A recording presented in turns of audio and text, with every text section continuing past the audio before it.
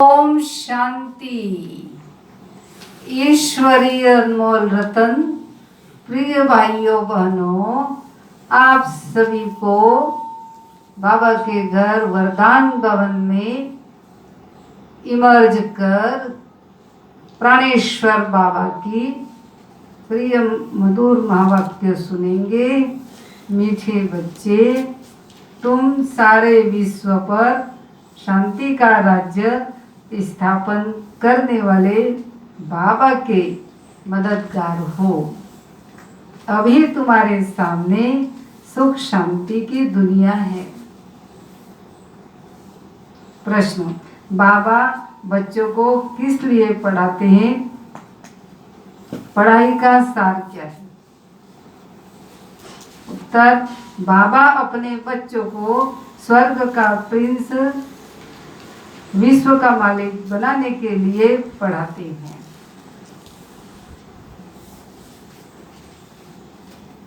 बाबा कहते हैं, बच्चे, पढ़ाई का सार है दुनिया की सब बातों को छोड़ दो। ऐसे कभी नहीं समझो हमारे पास करोड़ है, लाख है, कुछ भी हाथ में नहीं आएगा। इसलिए अच्छी रीति पुरुषार्थ करो, पढ़ाई पर ध्यान दो। गीत, आखिर वह दिन आया आज। ओम शांति। बच्चों ने गीत सुना। कौन सा गीत सुना? आखिर वह दिन आया आज। आखिर विश्व पर शांति का समय आया। सब कहते हैं विश्व में कैसे शांति हो, फिर जो ठीक राय देते हैं उन्हों को इनाम देते हैं। नेहरू भी राय देते थे, शांति तो हुई नहीं, सिर्फ राय देकर गए। अभी तुम बच्चों की बुद्धि में है कि कोई समय सारे विश्व भर में सुख, शांति, संपत्ति आदि थी, वह अभी नहीं है, अब फिर होने वाली है। चक्र तो फिरेगा नहीं। यह तुम संगम युगी ब्राह्मणों की बुद्धि में है। तुम जानते हो भारत फिर सोने का बनना है। भारत को ही गोल्डन चिड़िया कहा जाता है। भल महिमा तो करते हैं, परंतु सिर्फ कहने मात्र। तुम तो अभी प्रैक्टिकल में पुरुषार्थ कर रहे हो। जानते हो बाकी थोड़े रोज है तो यह सब नरक के दुख की बातें भूल जाती है। तुम्हारी बुद्धि में अब सुख की दुनिया सामने खड़ी है। जैसे आगे विलायत से आते थे तो समझते थे अभी बाकी थोड़ा समय है पहुंचने में, क्योंकि आगे विलायत से आने में बहुत टाइम लगता था। अभी तो एरोप्लेन में जल्दी पहुंच जाते हैं। अभी तुम बच्चों की बुद्धि में है कि अब हमारे सुख के दिन आने हैं, जिसके लिए पुरुषार्थ कर रहे हैं। बाबा ने पुरुषार्थ भी बहुत ही सहज बताया है। ड्रामानुसार कल्प पहले मुआफिक यह सर्टेन है। तुम देवता थे, देवताओं के कितने ढेर के ढेर मंदिर बन रहे हैं। बच्चे जानते हैं कि मंदिर आदि बनाकर क्या करेंगे। बाकी दिन कितने हैं। तुम बच्चे नॉलेज की अथॉरिटी हो ना। कहा भी जाता है परम पिता परमात्मा सर्वशक्तिमान ऑलमाइटी अथॉरिटी है। तुम ज्ञान की अथॉरिटी हो, वह भक्ति की अथॉरिटी। बाप को कहा जाता है ऑलमाइटी अथॉरिटी। तुम बच्चे नंबरवार पुरुषार्थ अनुसार बन रहे हो। तुमको सृष्टि के आदि मध्यांत का ज्ञान है। जानते हो हम पुरुषार्थ कर रहे हैं बाबा से वर्षा पाने का। जो भक्ति की अथॉरिटी है वह सबको भक्ति ही सुनाते हैं। तुम ज्ञान की अथॉरिटी हो तो ज्ञान ही सुनाते हो। सात्विक में भक्ति होती नहीं, पूजा एक भी होती नहीं, पुजारी एक भी होता नहीं, पूज्य ही पूज्य है। आधा कल्प है पूज्य, आधा कल्प है पुजारी। भारतवासियों के लिए ही पूज्य थे तो स्वर्ग था। अभी भारत पुजारी नरक है। तुम बच्चे अब प्रैक्टिकल लाइफ बना रहे हो, नंबरवार पुरुषार्थ अनुसार सबको समझाते रहते हो और वृद्धि को पाते रहते हो। ड्रामा में पहले से ही मूंदे, ड्रामा तुमको पुरुषार्थ कराते रहता है। तुम करते रहते हो ना, जानते हो ड्रामा में हमारा अविनाशी पार्ट है। दुनिया इन बातों को क्या जाने, हमारा ही ड्रामा में पार्ट है। जो कहेगा वही समझेगा ना कि कैसे हमारा इस ड्रामा में पार्ट है। यह सृष्टि चक्र फिरता ही रहता है। यह वर्ल्ड की हिस्ट्री ज्योग्राफी तुम्हारे सिवाय और कोई को मालूम नहीं है। ऊंचे ते उच्च कौन है दुनिया में कोई भी नहीं जानते हैं। ऋषि मुनि आदि भी कहते थे हम नहीं जानते, नेति नेति कहते थे ना। अभी तुम बच्चे तो जानते हो वह रचता बाप है और हमको पढ़ा रहे हैं। यह भी बाबा ने बार बार समझाया है। यहाँ जब बैठते हो तो देही अभिमानी होकर बैठो। एक बाबा ही राजयोग सिखाते हैं। तुमको बाबा सिखला रहे हैं, फिर जब ये चक्र पूरा करेंगे तब फिर बाबा आएंगे। उस समय जो सीन चली वह फिर कल्प बाद चलेगी। एक सेकेंड न मिले दूसरे से, यह नाटक फिरता रहता है। तुम बच्चों को बेहद के नाटक का पता है, फिर भी तुम घड़ी घड़ी भूल जाते हो ना। बाबा कहते तुम सिर्फ याद करो हमारा बाबा बाबा है, वही टीचर है, गुरु है। तुम्हारी बुद्धि उस तरफ चली जानी चाहिए। आत्मा खुश होती है बाप की महिमा सुनकर। बच्चे कहते बाबा तूफान बहुत आते हैं, हम भूल जाते हैं। बाबा कहते तुम किसको भूल जाते हो? बाप जो तुमको एक डबल सिरताज विश्व का मालिक बनाते हैं, उनको तुम कैसे भूलते हो? दूसरे किसी को नहीं भूलते हो? स्त्री बाल बच्चे चाचा मामा मित्र संबंधी आदि सब याद है। बाकी इस बात को तुम भूलते क्यों हो? तुम्हारी युद्ध इस याद में है।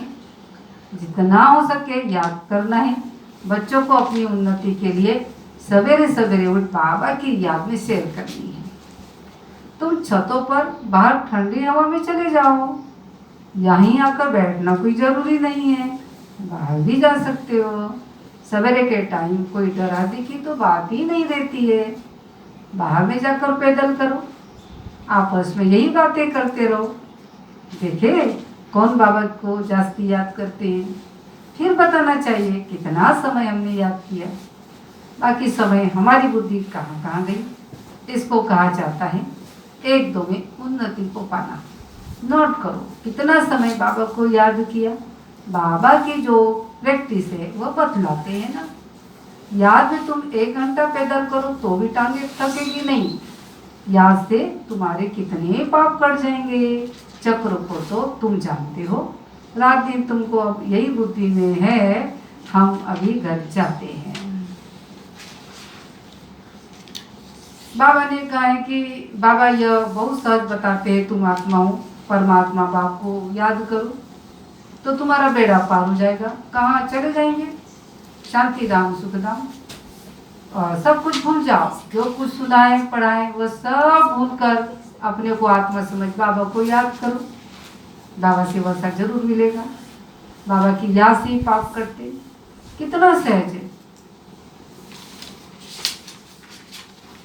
बाबा कहते हैं बच्चे पढ़ाई का सार है, दुनिया की सब बातों को छोड़। ऐसे कभी नहीं समझो कि हमारे पास करोड़ है लाख है, कुछ भी हाथ में नहीं आएगा। इसलिए अच्छे रीति पुरुषार्थ करो। बाबा के पास आते हैं तो बाप उल्लना देते हैं। 8 मास से आते हो और बाप जिसे स्वर्ग की बादशाही मिलती है उनसे इतना समय मिले भी नहीं। कहते बाबा फलाना काम था, अरे तुम मर जाते तो यहाँ कैसे आते? यह बहाने थोड़ी चल सकेगी। बाबा राजयोग सिखला रहे और तुम सीखते नहीं। जिसने बहुत भक्ति की होगी ना उनको 7 रोज तो क्या 1 सेकेंड में भी तीर लग जाएगा। सेकेंड में विश्व का मालिक बन सकते हैं। अच्छा मीठे मीठे सिखिला दे बच्चों प्रति माता पिता बाप दादा का याद प्यार और गुड मॉर्निंग। रूहानी बाप की रूहानी बच्चों को नमस्ते। हम रूहानी बच्चों की रूहानी बाप दादा को याद प्यार गुड मॉर्निंग नमस्ते। 7 सवेरे सवेरे उठ पैदल करते बाबा को याद करो, आपस में यही मीठी रोरियान करो कि देखे कौन कितना समय बाबा को याद करता है। फिर अपना अनुभव भी सुनाओ। दूसरी पॉइंट, बाबा को पहचान लिया तो फिर कोई बहाना नहीं देना है, पढ़ाई में लग जाना है, मुरली कभी मिस नहीं करनी है। वरदान, रियलिटी द्वारा हर कर्म व बोल में रॉयल्टी दिखलाने वाले फर्स्ट डिवीजन के अधिकारी भव। स्पष्टीकरण है, रियलिटी अर्थात अपने असली स्वरूप की सदा स्मृति, जिससे स्थूल सूरत में भी रॉयल्टी नजर आएगी। रियलिटी अर्थात एक बाबा दूसरा न कोई। इस स्मृति से हर कर्म व बोल में रॉयल्टी दिखाई देगी। जो भी संपर्क में आएगा उन्हें हर कर्म में बाप समान चरित्र अनुभव होंगे। हर बोल में बाप के समान अथॉरिटी और प्राप्ति की अनुभूति होगी। उनका संग रियल होने के कारण पारस का काम करेगा। ऐसी रियलिटी वाली रॉयल आत्माएं फर्स्ट डिवीजन के अधिकारी बनती हैं। स्लोगन, श्रेष्ठ कर्मों का खाता बढ़ाओ तो विकर्मों का खाता समाप्त हो जाएगा। श्रेष्ठ कर्मों का खाता बढ़ाओ तो विकर्मों का खाता समाप्त हो जाएगा। आज का सम्मान, मैं कर्मयोगी हूँ। योगाभ्यास, मैं कर्म इंद्रियों की मालिक कर्णधार आत्मा हूँ। सारा दिन कर्म करते कर्म करावनहार शिव पिता की याद में हर कर्म कर रही हूँ। लाइट का अनुभव कर रही हूँ। निरंतर योगी, सहज योगी हूँ। अनादि स्वरूप, अनादि देश की स्मृति और शिव पिता की याद में लवलीन हो कार्य कर रही हूँ। कर्मातीत अवस्था को प्राप्त कर रही हूँ। चिंतन, सारा दिन भिन्न भिन्न कार्य करते कर्मयोगी बनकर रहता हूँ। हर कर्म को योग से जोड़ता हूँ। बिना कर्मयोगी बने कर्मातीत अवस्था प्राप्त नहीं की जा सकती है। याद रहे, हम कर्मयोगी, निरंतर योगी, सहज योगी है, न कि हठ योगी। हम योग लगाने वाले नहीं, योगी जीवन वाले हैं। तो आज का सवाल प्यारे बाबा ने कौन सा बताया? मैं कर्मयोगी हूँ। चलते फिरते उठते बैठते हमें याद रखना है कि मैं कौन हूँ? मैं कर्मयोगी हूँ।